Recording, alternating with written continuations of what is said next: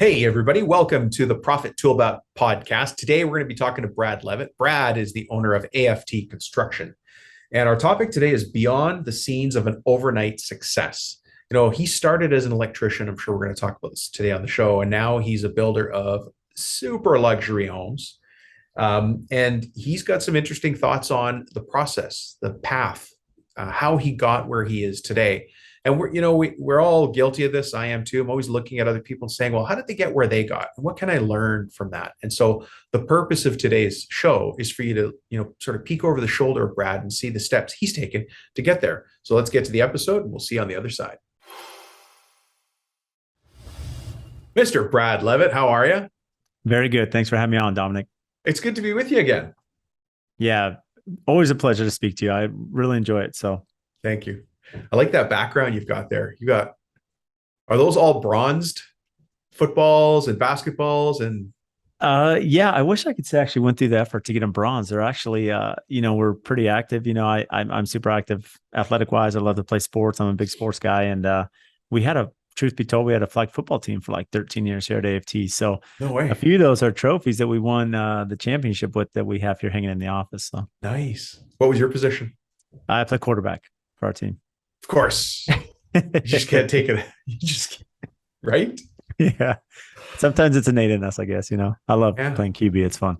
Oh, that's fun. So you guys had a company team. Who did you play against? Just other company teams or just in a league? It was a city league. It was 8-on-8 flag football. A lot of kids from ASU had teams, Arizona State, and then just people that had played, college and high school and a bunch of friends. I mean, a lot of companies would formulate teams because they'd sponsor it, but it'd be a lot of buddies. And we had some good players. We were pretty competitive back in the day. So we're a little older now, but.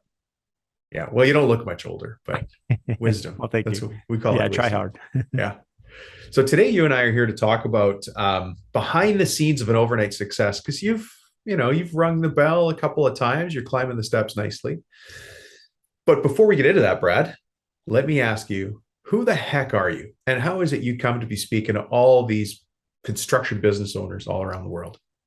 It's a good question. I think it's kind of funny, all of our journeys, right? I guess just the quickest way to answer this, I'd grown up in construction, grew up in San Diego as an electrician by trade. My father and uncles were, and did construction management in college up at BYU, moved to Phoenix in 2005 and worked for a high-end builder. And the reality is when I left to start my company, so I mean, again, I just laugh when he said overnight success because it always, we kind of have that interpretation through social media, but the reality is there's years right behind the scenes. And, when I started my company, I guess the easiest way to answer this is that for me to compete, being fairly young at the time, social media was a great avenue for me to really control the messaging, the narrative. This is what we do. This is who we are.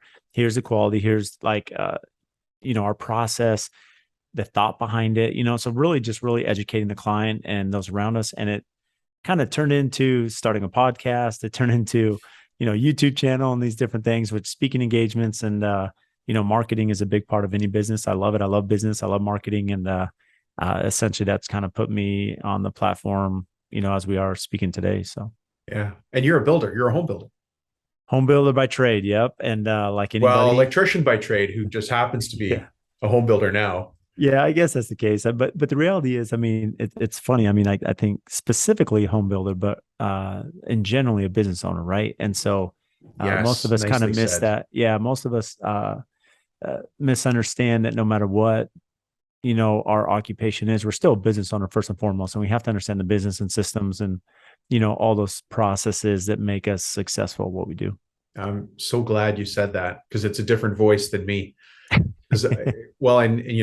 pose it as a question all the time here on the show, and some people might be sick of hearing it, but they keep tuning in. So I'm going to say it again. Right. It's a question we have to ask ourselves. Am I a contractor who runs a crew, or am I a businessman who just happens to run a construction business? Yeah. And I think that you said that perfectly, or at least teed it up that way, Dominic, that it's, if we have the understanding that, yes, I'm a business owner that happens to be in construction, I'm passionate about construction. I understand the complexity of it. It's a very tough business. It's a tough profession. And there's so many logistics, right? Especially at any level that you're building, whether it's high-end luxury or even production, right? There's time constraints and material shortages and labor issues. But if you understand the core business, right? How do you motivate your people? How do you inspire them? How do you put processes so they can be successful, keep them motivated to be at work, to have company culture?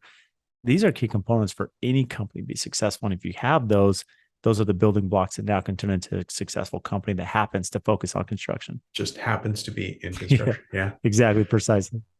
Hey, as I was preparing for today, and I know we're still not at our topic, but I have to ask, what's the iconic home that's featured on your website? Yeah, good question. So the iconic home or the net zero build that we're doing, it is Professional Builders Home of the Year. So their home of the year is a net zero. They call it the iconic home. It's here in Cave Creek in Arizona. Mm-hmm. And what's unique about it is that in Arizona, it's very hot, right? And this has a lot of glass. So you think of a modern home with a ton of glass. How are you going to be net zero? Well, there's a lot of creativity in the design and architecture and overhangs, and then vendors that are working with us, from the triple pane glass to Benelli and Pella, which is part of Pella and Cardinal Glass, and thermal breaks. And without getting too specific, there's just a lot of neat building science details to really help revolutionize construction. We see homes becoming more sustainable, homes that will last longer, that are being built better, Oh, right? please. And Thank you. What energy. happened in Look, the 80s? How did we get so far away from it? Dominic, I mean, the thing is about Phoenix, I've been building here, you look in the 80s, 90s, 2000s. I mean, you had framer setting windows, not flashing them, not what. I mean, it's crazy. Yeah. It's just so dry here. You'd never get away with that in other markets. But at the core of this is that, the grid isn't being maintained on a national level. We have a ton of people moving into Phoenix. So having homes that are more sustainable, using less energy, net zero means that the home produces as much energy as it consumes. So through solar and battery backup, we can get the energy we need. And then typically, just without going down the weeds here, but I mean, most homes are, on average designed on residential 400 square feet a ton for air conditioning, right? That's kind of, a 5-ton unit would be 2,000 square feet essentially. Well, this house is almost going to be 1,400, right? So we have like a 3-ton unit that's going to supply all the energy and air conditioning for this entire house, which is pretty neat. So yeah, obviously you've got some learning behind that. That might be another topic. Don't say everything here. We'll have you back in the future. So yeah, it's one of those things that, fortunately we've done some neat projects. And again, this goes back to the social media, right? That through events and networking and these different construction conferences, you understand different product and techniques of building. And truth be told, there's been a lot of education for us. We've done some building science things in the past, but having Mark LaLiberte, who's our client, he's an amazing man, and he's given back to this industry. He's a consultant, and he has a construction instruction school in Denver where contractors can go and get certified on, different building science techniques. And it's his personal house, so it's been great because there's been a lot of education from him just throughout the build. So yeah. Well, actually, that does sound like something we should tease out. I think we'll have you back in the future to maybe do a deeper dive on that, because love it. Would be happy to. That whole topic and alternative methods, it's all called alternative methods today. 10 years from now, I'll be like, remember back in 2022. But let's go back to our original topic today, which is this overnight success. So let's just define the level you're at today. And if you don't mind, walk us back to how you got there, because the people on this show, everybody's on their own path. Some guys are exactly where they want to be. Some guys want to be more of something, less of something else. But let's hear from you how you got there and how, the topic is behind the scenes of an overnight success. Because if we see it today, we're just like, how can I ever be that guy? And right. I'm sure, and I don't want to put words in your mouth, I'm sure you walk around going, how come I'm not like that guy? Yeah, I think we live in this constant comparison, right? I think that's pretty normal that most of us, like you, Dominic, you're yourself, I'm myself. I don't feel different than anybody else. I've worked hard and, but to other people, they may look at you as something different, and we may be comparing ourselves. And again, depending how we compare ourselves, like if there's a covetousness side of that, it could not be very good. But, if it drives us to be competitive, in a healthy way, that's one thing. But what I'll say, going back to your question, is that, when you start as a company, I think a lot of us, I knew the capability from having worked out of college, right? And worked on this amazing hotel in Arizona. And I knew what I wanted to do. I mean, the whole reason I came into this career is I wanted to build luxury homes. Well, you have to walk before you run. You can't just say, okay, I just open my doors here and, let me build your $10 million custom home. Like, it doesn't work that way. So just like any part of business, and part of it is not just, to be hard to do that. You have to have systems and processes and, accounting and banking and the people. Like there's a whole, trade and subcontractor base and supplier relationship. I mean, there's a lot that goes into building luxury home. But where I'm getting at is that notwithstanding the journey to get there, that's not overnight. I mean, you have to at least understand the vision. And that's always step one. Like Love it. where, Right. and then more importantly, as you think about the vision, well, okay, I'm me today. I'm small. I'm doing a bathroom. I'm doing a patio. I'm doing a kitchen remodel. These little projects that as I'm marketing my brand, I have to market to not where I am today, but where I'm going. Right. And, and then Love use it. that to build on the next one and the next one. And then also understand that I need to be spending time on my business, not just in my business. Right. Like focusing on the processes and, documenting, creating my SOP, my operating procedures so that when I do begin to hire, I understand that organizational chart and the baton handoff. And so all these things have to happen on that journey so that when that opportunity does present itself, you've built this rapport, this credibility, Yeah. marketing towards it, you have your systems dialed in. And now, ideally, you find that ideal client and you build off of it. See, it sounds so easy. So easy, Doesn't right? it? And we all do it, and I'm as guilty. Is I can summarize 10 years of my career by saying, yeah, so that was kind of tough, and then we got through it. Well, that was 10 years, 3,650 days of pure torture, Yeah. right? Just 10 years, and we just cast it off with a sentence. Let me. I really like what you said. I have to market to where I'm going, and so if you don't mind, I want to take you back in time. You've got your electrician's belt on. Did you start in electrical or HVAC?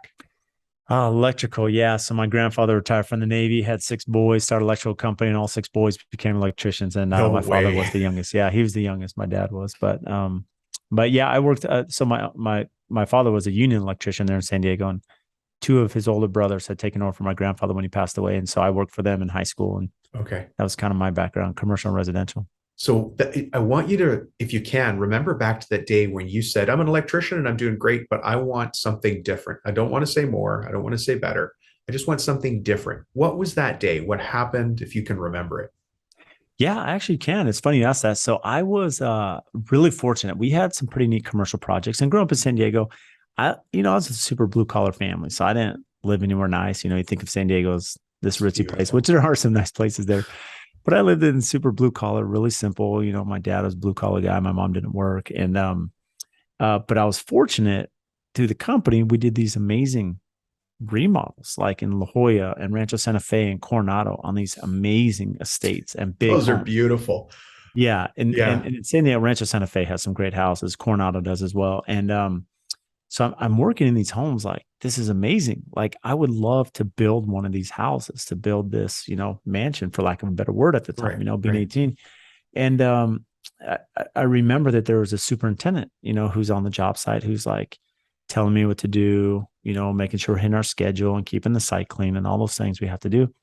And my uncles, because I was the youngest of the cousins, I had to crawl in the attic and under the house. And in Coronado, I hated that the most because you'd have some rats sometimes and some mice and some, Yeah. snakes down there. I mean, it's just part of it. So, but I remember thinking right when I finished high school, I'm like, this is what I want to be that guy. I want to be that guy. The You want to be the site superintendent builds. super.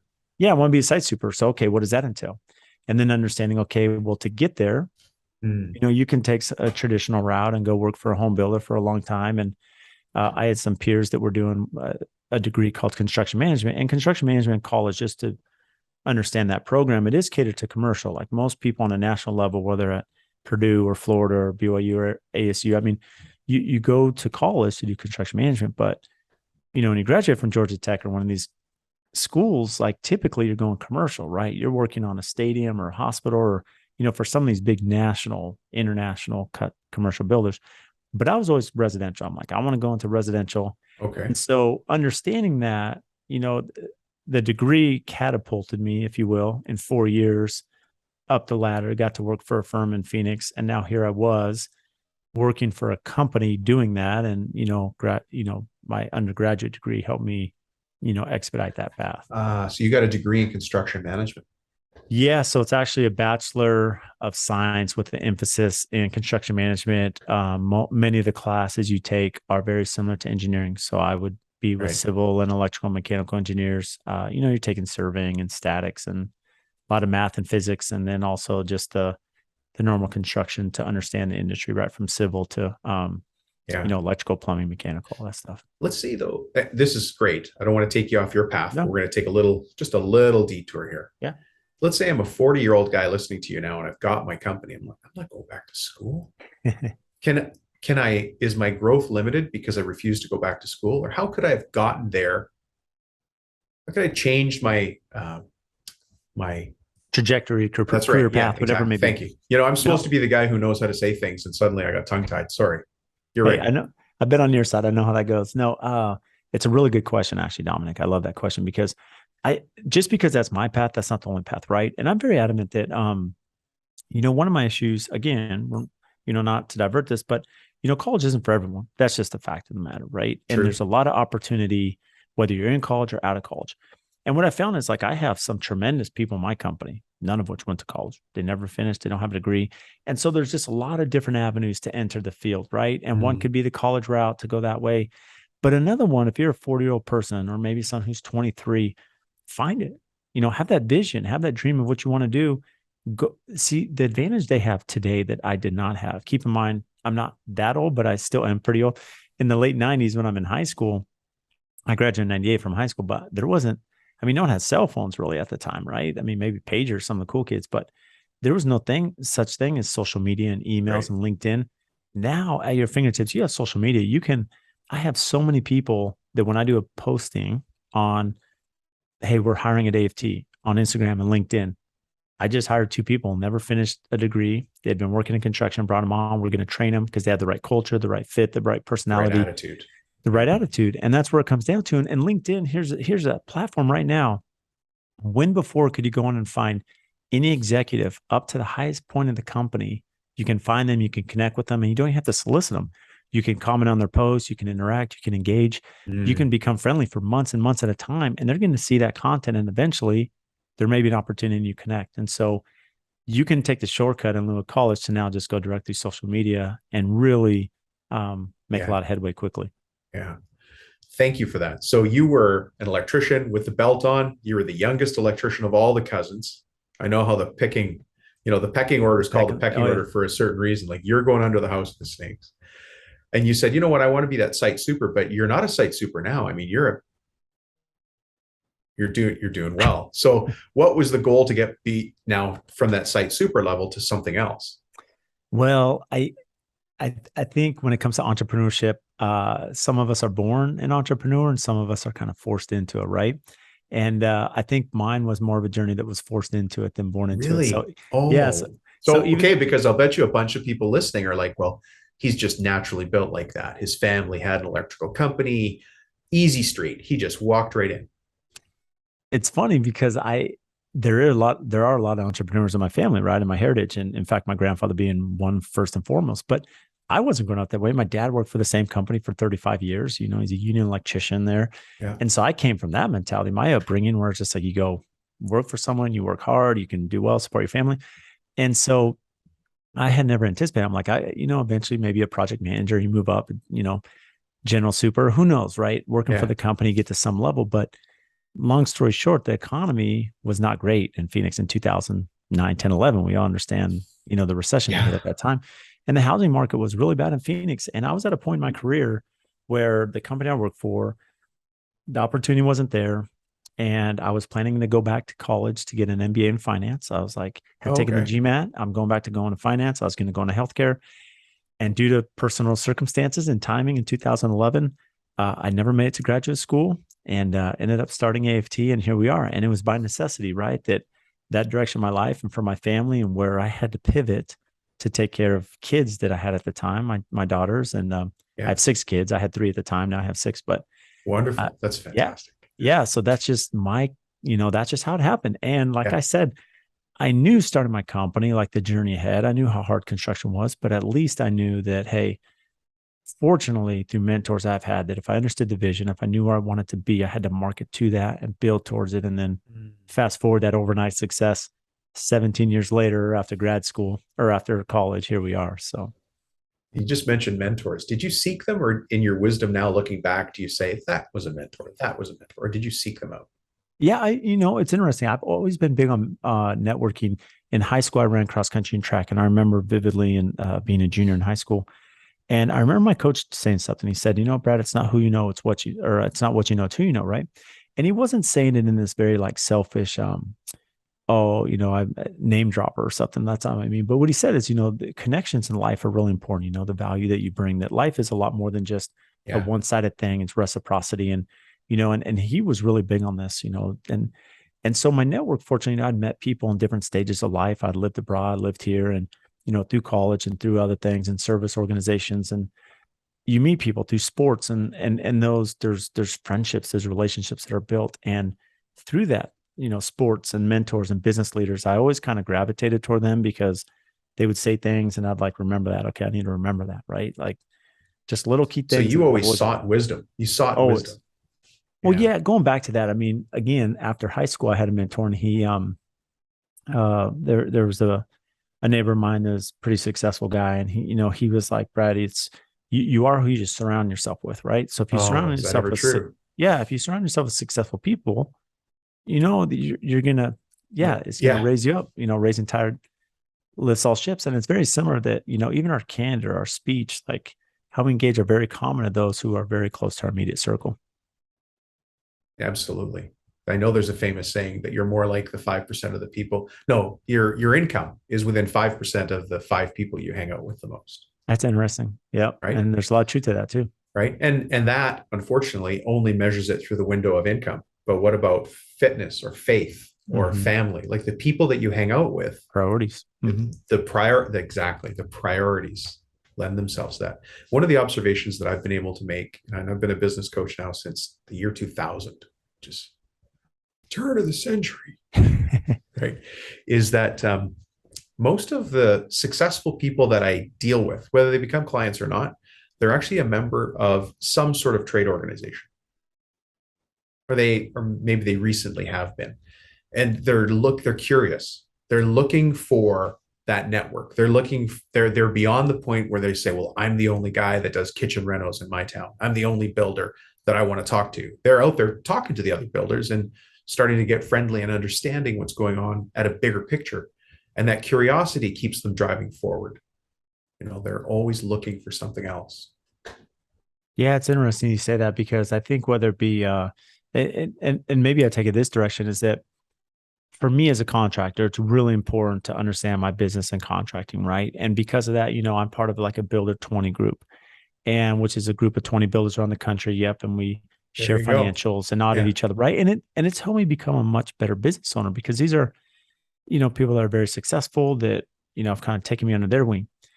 CBUSA is another group, but what's interesting is you think about marketing, how this plays into it, is that it's one thing as a contractor that I should be in places where contractors gather, build shows, Mm. contractor events, state of the economy for construction.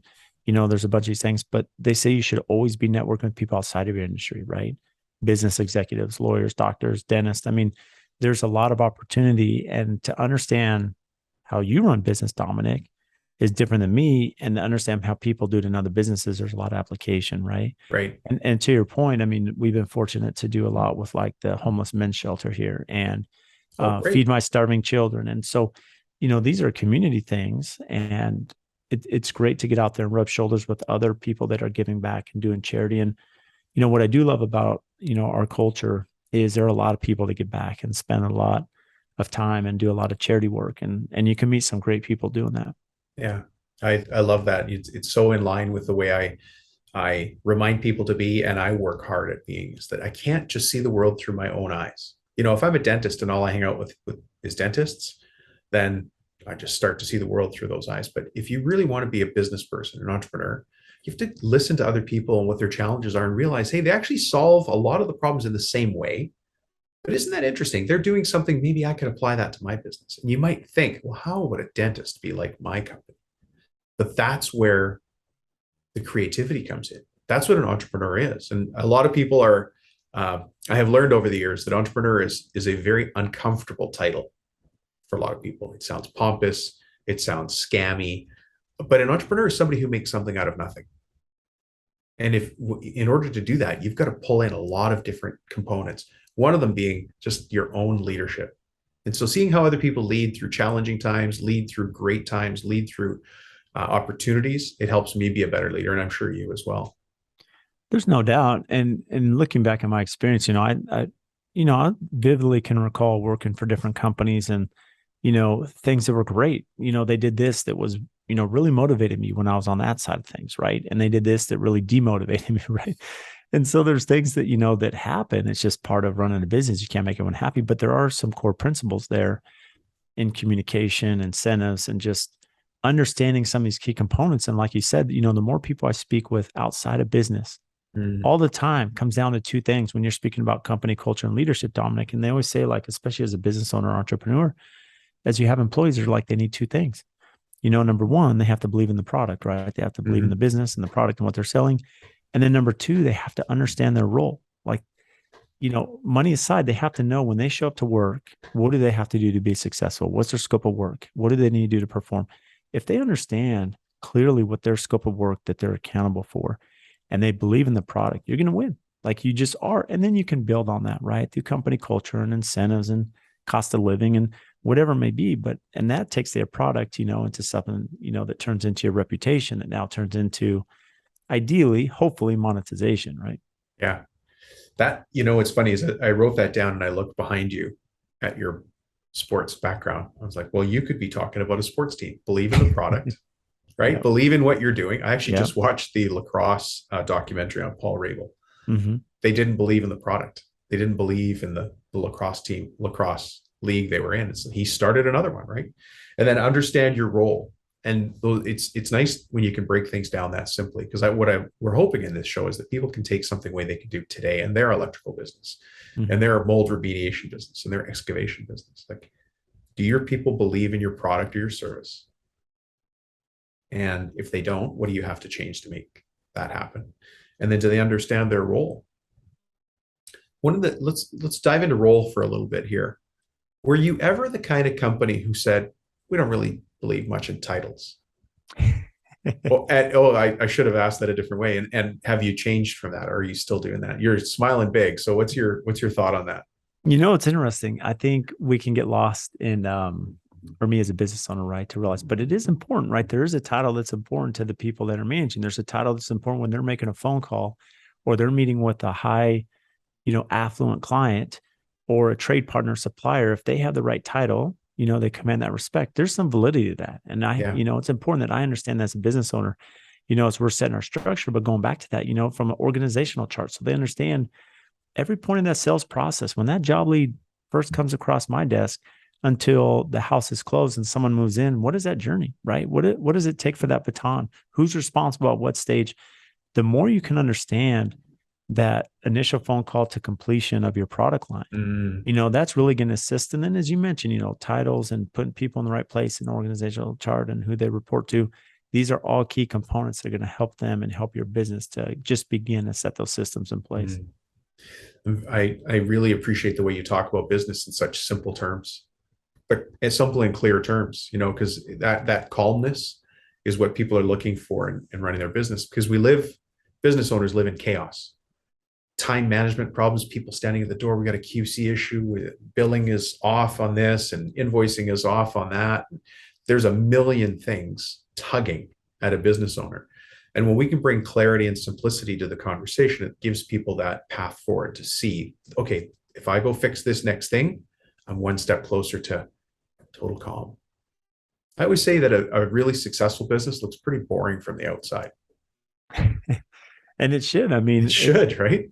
Yeah. I mean, if you think about it, if you are spending more time on the business than in the business, which means essentially like you're focusing more on systems and protocol and operations than you are on putting out fires and dealing with issues, then essentially you've arrived, right? I mean, that's ideal that you're setting up your business to now, if I'm gone, someone can step in and they can run that thing. And if so-and-so's gone, that we have the, everything in place where people know where to pick up. And that's just a key success. And even going back to your comment earlier on, Dominic, if I run with this aspect again, getting back to the marketing side, is that when you speak to people outside the industry, and I often give this example, is that I have a client that I'm building for a second time. So we did his first house and now, he's upgrading building again, which is pretty cool. Pretty nice. Yeah, it's good when they want to bring you back, it means it's good the first time. But he's a thought leader. I mean, he's cosmetic dentist, he's nationally known, he speaks all over the country. He's very, he works on veneers for some of the top athletes and actors and actresses. And I mean, amazing people come in to visit him. And what was always interesting, that emotional journey. He's always speaking about this emotional journey. And really what he says is like, someone is self-conscious about their smile and who they are. And so what he shows is them doing their consultation with them. And then he shows them buying their plane ticket to fly into Arizona. And then they're sitting in the lobby, and in his lobby, he has this sign that says building confidence right up there. And they all take a selfie and they post it to social media. And then he does the procedure, and puts the veneers on. And now they have this amazing smile, and they go to their wedding or they're at a birthday party in their van, and they have this huge smile, and they're tagging them and how happy they are and how their life changed. And it's like, I want that. You want that. I mean, I want this happiness. Like, I want to be on this emotional journey with these same people. And it's no different. Like in construction, I did a post early on in our career about, we had at frame stage, I had one of these big magnet rollers, and our labor went around the job site, and he's picking up all the nails and screws in the dirt around the house. And at the end of the video, we had a big bucket showing all the debris he had picked up, all the scrap, metal scraps. And then so many people said, Brad, like, it just shows a level of detail. Other people are like, hey, my kid, when we moved in our house, we're doing a landscape, he stepped in a nail plane out back. And just this emotional, like the contractor doesn't keep my sand clean. And it just was a pain point. It just hit home. And it taught me that, emotional journeys, we have to understand those to our business. What are the pain points that our customers are doing? Market to that, build to that, and build our company to that. Yeah. It's interesting how you talk about things in a certain way and I talk about them in a different way, and we're like convergent lines. So I use much more boring terms like business operations flowchart, and you're talking about customer journey. I like yours better, to be honest. But it is More the catchy, little things that make a difference, because anybody can build a $10 million house. Truthfully, you give a builder the budget, he or she can build a house for 10. But if you understand that $10 million home buyer and what they want to see these certain steps. They want to see a 3D rendering. They want to see that you're taking the magnetic roller. They want to see that you're stopping at a certain point and taking them for a tour, and they're all built up for what the tour is going to look like. And they just want to understand that you understand that this is a special experience for them and how to make it align to that all the way along. I love that you said that, because this is something that, and it's funny. We just had our production meeting today as a company, and the main topic of the meeting that I challenged my team, I said, what's the difference between, customer experience as opposed to customer service, right? And really, this is what it comes down to, is that, customer service, just because you have good customer service, you may be polite, may be communicative, you may have a smile on your face, doesn't mean the client's happy. Doesn't mean their experience was great, right? Through whatever the interaction was with your company. But understanding the customer experience, the pain points that I may be numb to because I'm a builder, but are really painful to the client. Why are we not fixing that? Like, what's their experience? And you mentioned this, $10 million client, typically, at least mine, these are people that built successful businesses. They have protocol, they have their systems, like they have an understanding. They may travel, they may go to like the La Montage or Four Seasons or Ritz, and there's a different, it's not just, hi, how are you? I mean, there's a whole experience when they're arriving at these hotels, and the customer service to, just that white glove, red carpet service. Doesn't mean I have to have white glove red carpets at the job site every time. But the reality is, how am I communicating billing, right? How am I communicating change orders? How am I communicating timelines and schedules, and, dealing with all the things that happen with a $10 million home? And that's what the clients want. That's what that customer experience from A to B, that's what we're trying to deliver. Wow. And this all started as an electrician crawling under homes. It did, but you get challenged, right? I think in life, I mean, Dominic, here's the reality. I could speak another 4 hours on your podcast about all the mistakes I made, but you learn from them. I mean, ideally, we make mistakes, you learn from them, and you're like, oh, okay, learn that. I'm not going to make that again. Always around this mentor, he said that, super valuable, And the one thing, going back to the mentor thing, they come in all different sorts. When I was first out of college, I was working, there was a sales agent, and he made the comment, he said, Brad, generosity precedes prosperity. And it rung with me, because he was like the most generous guy I've ever met. He was so generous with his time, money, whatever. Yeah. And he was super successful. And I'm like, oh, that's so true. And the more people I spend, it's just that's a constant theme, just generosity precedes prosperity. And so it's those little nuggets, right, that you find and you build on. And then, Nuggets of wisdom, right? yeah, Looking for those little handholds. yep. Yeah. Hey, speaking of nuggets of wisdom, the things you've learned, what's this Kill Cliff product that you've got with some sort of Joe Rogan overlay? Yeah. What's So Joe going on Rogan, I there? mean, I guess some people may have heard of him possibly, but Yeah. so Killcliff again through the small network that is building, right? Even though I'm building, you're fortunate to meet some amazing clients that are involved in some new ventures. And so we are a part owner.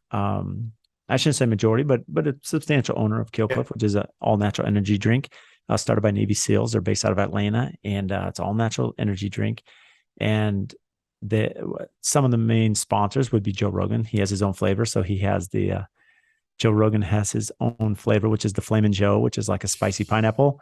And he'll have it on his show and, speaks about Killcliff a lot. And it's something he takes. And a lot of people that are in the CrossFit and, UFC and MMA fighting, world know a lot about Killcliff.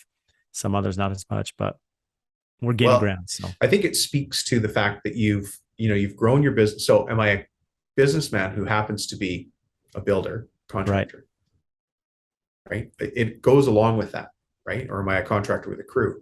And I'm not saying that everybody has to go out and invest in the next great with 50 cent, right? Like that's not what we're talking about here. But what we're talking about is having our eyes open to the possibilities of the world, because there's nothing stopping us.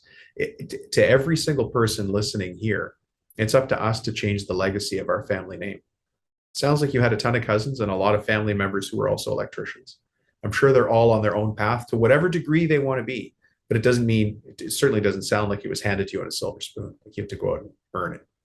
yeah, I think that's true for any aspect. You have to go out and earn it. There's no doubt about it. And to your point, I mean, look, a lot of us may be paper contractors in a way to some extent, but having that brick and mortar, having some, other things that may be invested, we all have to be careful. I'm not going to sit here and give people financial advice, but I mean, we have to have certain things that, help build the brand, help build the bandwidth, help build not just the credibility, but things change. Look, construction's been great now. It's not always great. It has fluctuations.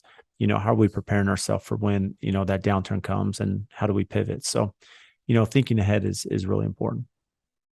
Brad, this has been awesome. Very good.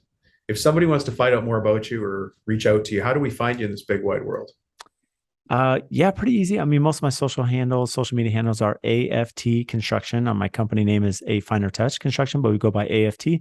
So if you go AFT Construction on Instagram, LinkedIn, Pinterest, Twitter, or we're not really on Twitter, I should say Facebook. We're there, YouTube, AFT Construction, and then aftconstruction.com, and my podcast, again, AFT Construction Podcast on any platform. So yeah. So that the answer for you is the same as for me. If you can't find me, you're not looking. Pretty much. Right? Yes. Yeah, I remember. Hey, Brad, thank you so much for taking the time out of your day to be with us and educate, and inform, inspire us. I appreciate it. It's been great. Thank you. Yeah. Thanks for having me, Dominic. All right. Bye-bye.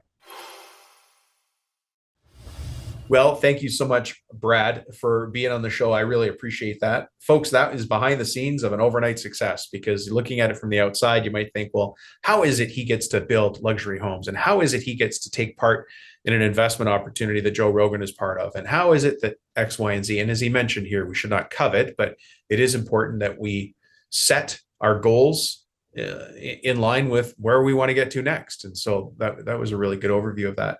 One of the things that I wrote a lot here, you've probably heard my desk squeaking as I wrote. I really like what Brad was saying, is that my people need to believe in the product and they need to understand their role. And so the coaching question I'm going to ask you is, do your people believe in the product, and do you believe in the product? And do your people understand their role in the business? And if they don't, what do you need to change to make that happen? You only need to change one little thing, and do that this week. That's this week's task, this week's coaching assignment. Go change one little thing in your business based on what you learned here today from Brad. Really great insight. The other thing here, I've got, as I said, a lot of notes, but one of them is understanding the emotional journey, the customer journey, which you guys hear me talk about here as the business operations flowchart. But what's the journey a customer goes through to deal with you? And it doesn't matter if you're mowing lawns or re-roofing homes or fixing chimneys. What's the customer journey? The more you understand that from the customer's perspective, the more you're able to find ways to add value to that customer. anyways, I hope you take that all to heart. As you know, the episode or the portion of the show following this in the episode is story time with Dom. Now, by the time this goes to air, it's either going to be story time with Dom or questions and answers with Dom, because we do have the offer out there. If you want to ask me a question and have me answer it live here on the podcast, what you do is you go to speakpipe.com/ask Dom. So you just go to www.speakpipe.com/ask Dom. Why did I do that? Because after almost 300 episodes across 2 shows, it's not that I'm running out of story times with Dom. It's just that I want to keep it fresh and relevant.